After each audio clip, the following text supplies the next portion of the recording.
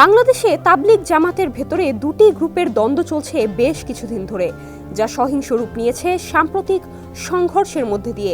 এই দ্বন্দ্বের কেন্দ্রে আছেন তাবলিগ জামাতের কেন্দ্রীয় নেতা ভারতীয় মোহাম্মদ সাদ কান্দালাবি। কিন্তু কেন এই দ্বন্দ্ব, বিরোধের সূত্রপাত কোথায়, চলুন জেনে আসি।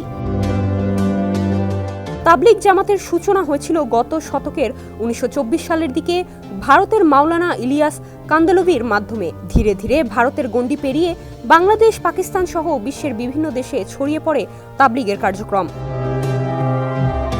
একটি নির্দিষ্ট নীতিমালা মেনে কাজ করতে 60-এর দশক থেকে প্রতি বছর টঙ্গীর তুরাগ তীরে বিশ্ব ইজতেমায় একত্রিত হন তাবলিগ জামাতের অনুসারীরা। বিশ্ব ইজতেমা সহ তাবলিগের বিভিন্ন মজলিসে দেয়া মাওলানা সাদের কিছু বক্তব্যে আপত্তি রয়েছে বলে চিহ্নিত করে ভারতের অন্যতম ইসলামী শিক্ষা প্রতিষ্ঠান দারুল উলুম দেওবন্দের ফতোয়া বিভাগ। আপত্তিকর বক্তব্যের সঙ্গে যুক্ত হয় মাওলানা সাদের একক আমির দাবির বিষয়টি।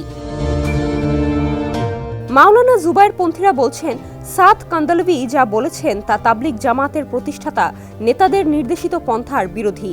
তাদের বক্তব্য, কান্দালভির কথাবার্তা আহলে সুন্নাত ওয়াল জামাতের বিশ্বাস ও আকীদার বাইরে।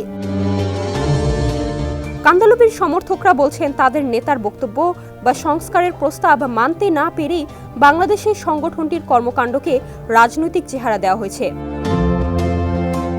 দ্বন্দ্ব প্রকাশ্যে আসার প্রাথমিক দিনগুলোতে দুই পক্ষ পরস্পর বিরোধী অবস্থানে থাকলেও বিষয়টি জটিলতায় রূপ নেয় 2018 সালের 1 ডিসেম্বর ইজতেমা মাঠে সংঘর্ষকে কেন্দ্র করে। এই সংঘর্ষে মাওলানা সাদপন্থীরা আগে থেকেই ইজতেমার মাঠে অবস্থানরত তাবলিগের সাথীদের উপর হামলা চালিয়েছিল বলে দাবি করে থাকেন মাওলানা জুবায়েরপন্থী।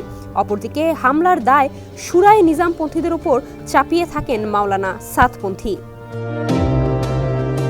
2018 সালের হামলার ঘটনাকে কেন্দ্র করে সম্প্রতি পাল্টাপাল্টি হামলার ঘটনা ঘটেছে। এখন পর্যন্ত 3 জন নিহত ও শতাধিক আহত হয়েছেন এই ঘটনায়। আইন শৃঙ্খলা পরিস্থিতি নিয়ন্ত্রণে রাখতে উত্তরা ও তুরাগ নদ সংলগ্ন এলাকায় সব ধরনের সভা সমাবেশ নিষিদ্ধ করেছে ঢাকা মহানগর পুলিশ। ডেস্ক রিপোর্ট, সমকাল।